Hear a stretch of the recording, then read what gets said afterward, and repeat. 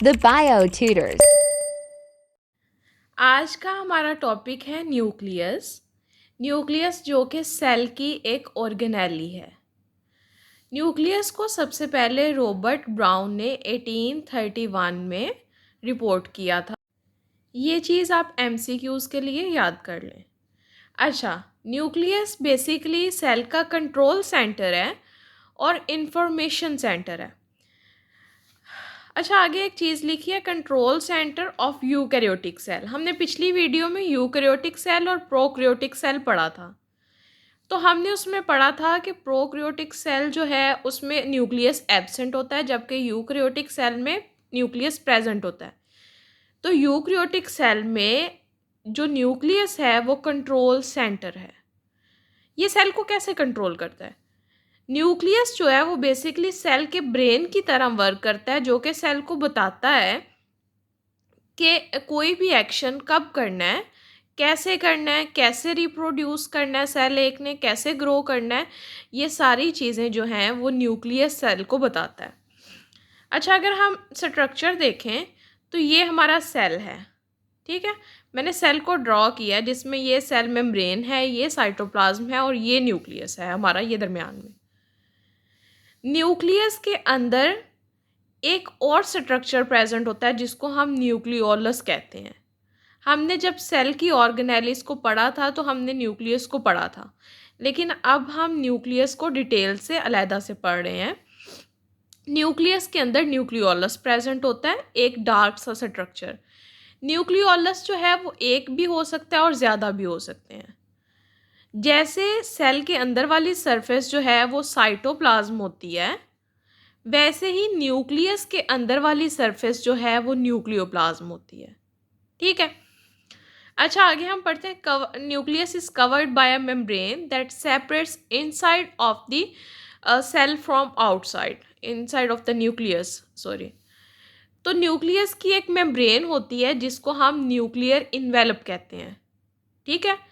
Nuclear envelope, nucleus की जो membrane है ना, जिसने न्यूक्लियस को कवर किया हुआ है, जैसे सेल की मेम्ब्रेन है सेल मेम्ब्रेन, इस तरह न्यूक्लियस की भी एक मेम्ब्रेन है जिसने न्यूक्लियस को कवर किया हुआ है।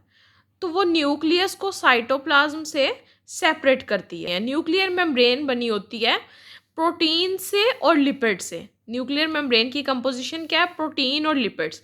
जैसे हमने सेल मेम्ब्रेन की कंपोजिशन पढ़ी थी, प्रोटीन, लिपिड और कार्बोहाइड्रेट्स, ऐसे ही जो न्यूक्लियर मेम्ब्रेन है, न्यूक्लियर इन्वेलप है, वो बना होता है प्रोटीन से और लिपिड से। उसके बाद बात आ जाती है न्यूक्लियर पोर्स की। अच्छा, ये न्यूक्लियर इन्वेलप मैंने ड्रॉ की है। न्यूक्लियर इन्वेलप जो है उसमें पोर्स होते हैं छोटे छोटे, ठीक है। इनको हम कहते हैं न्यूक्लियर पोर्स। जैसे सेल मेम्ब्रेन सेलुलर ट्रांसपोर्टेशन करवाती है, वैसे ही न्यूक्लियर मेम्ब्रेन न्यूक्लियर ट्रांसपोर्टेशन करवाती है। तो न्यूक्लियर पोर्स जो हैं वो इसलिए हैं ताकि ट्रांसपोर्ट हो सके न्यूक्लियस के अंदर से साइटोप्लाज्म में मटेरियल्स का और साइटोप्लाज्म से न्यूक्लियस के अंदर मटेरियल्स का। अच्छा, ये जो न्यूक्लियोप्लाज्म है, जो न्यूक्लियस के अंदर वाली सरफेस है, इसके अंदर सबसे ज़्यादा क्वांटिटी में वाटर है, making up large part of nucleoplasm. जो वाटर है सबसे ज़्यादा, ये है न्यूक्लियोप्लाज्म में। उसके बाद इसमें न्यूक्लियोटाइड्स हैं। अभी हमने ये नहीं पढ़े, न्यूक्लियोटाइड्स जो हैं वो बिल्डिंग ब्लॉक्स ऑफ डीएनए हैं। जैसे अभी हमने सिर्फ सेल पढ़ा है, तो जैसे सेल्स जो हैं वो मिलके टिश्यूज़ बनाते हैं, टिश्यूज़ मिलके ऑर्गन्स बनाते हैं, ऐसे ही न्यूक्लियोटाइड्स मिलके डीएनए आरएनए बनाते हैं। उसके बाद न्यूक्लियोप्लाज्म में होता है राइबोसोमल आरएनए, मैसेंजर आरएनए। उसके बाद इसमें आयंस होते हैं और दूसरे स्मॉल मॉलिक्यूल्स होते हैं, ठीक है। और न्यूक्लियोप्लाज्म जो है वो न्यूक्लियस की जो स्ट्रक्चर है उसको मेंटेन रखता है। अच्छा, उसके बाद हम बात करते हैं इस डार्क स्ट्रक्चर की, जिसे हम न्यूक्लियोलस कहते हैं, जो सेल में प्रेजेंट होता है। न्यूक्लियस में, सॉरी, न्यूक्लियोलस एक भी हो सकता है और ज़्यादा भी हो सकते हैं न्यूक्लियस में। न्यूक्लियोलस का फंक्शन जो है वो राइबोसोमल आरएनए की सिंथेसिस है, कि इसने राइबोसोमल आरएनए जो है वो बनाना है। न्यूक्लियोलस ने क्या करना है, राइबोसोमल आरएनए बनाना है, और राइबोसोमल आरएनए और प्रोटीन मिलके राइबोसोम बनाते हैं। हमने पढ़ा था कि राइबोसोम जो हैं वो न्यूक्लियोलस में बन रहे हैं, यानी न्यूक्लियस में बन रहे हैं। अब ये न्यूक्लियस है ना, तो उसके अंदर ही न्यूक्लियोलस है, तो न्यूक्लियोलस जो है वो राइबोसोम्स बनाता है। न्यूक्लियोलस बेसिकली सबसे पहले बनाता है राइबोसोमल आरएनए। प्रोटीन जो है वो न्यूक्लियर पोर्स के थ्रू, ये न्यूक्लियर पोर्स हैं, इनके थ्रू साइटोप्लाज्म में से न्यूक्लियस में आती है। तो ये राइबोसोमल आरएनए और प्रोटीन मिलके राइबोसोम्स बनाते हैं। तो न्यूक्लियोलस दो चीज़ें बना रहा है, एक तो राइबोसोमल आरएनए बना रहा है और एक राइबोसोम बना रहा है।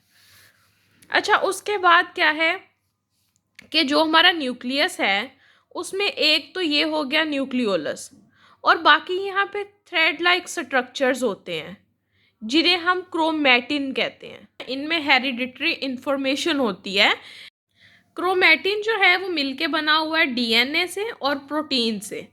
जो प्रोटीन इधर डीएनए के साथ मिली हुई है वो है हिस्टोन प्रोटीन।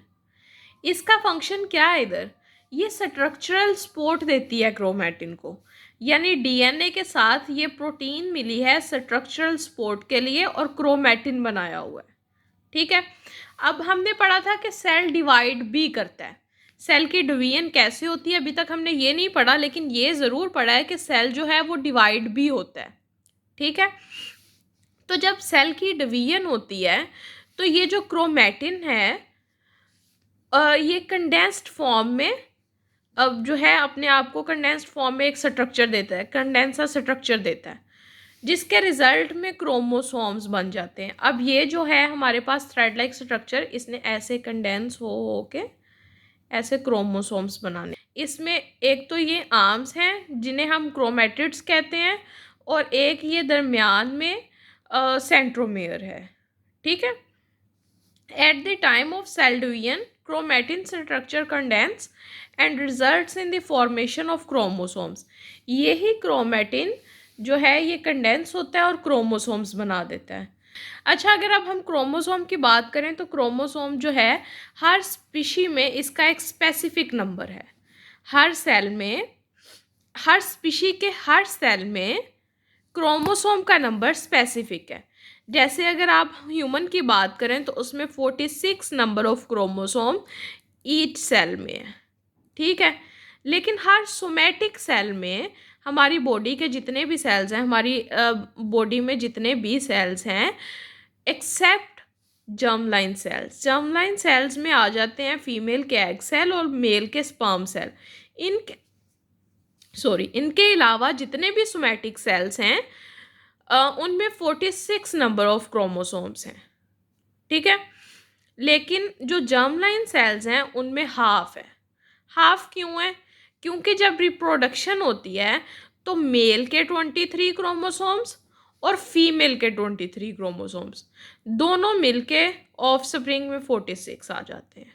ठीक है, तो जर्मलाइन सेल्स में half number of the chromosomes होते हैं टोटल के, और जो वैसे सोमैटिक सेल्स हैं उसमें 46 नंबर ऑफ क्रोमोसोम्स होते हैं सेल में। ठीक है, उसके बाद फंक्शन की बात करें, फंक्शन हमने वैसे पीछे पढ़ ही लिया है, लेकिन अगर ओवरऑल रिव्यू देखें तो न्यूक्लियस जो है इसमें हेरिडिटरी मटेरियल है, सिंथेसिस ऑफ राइबोसोम है, प्रोटीन सिंथेसिस है और control centre of the cell है। ये बेसिक फंक्शंस हैं न्यूक्लियस के। होपफुली आपको समझ आ गया होगा। अगर कुछ समझ नहीं आया तो आप मुझसे पूछ सकते हैं। अल्लाह हाफिज़, टेक केयर।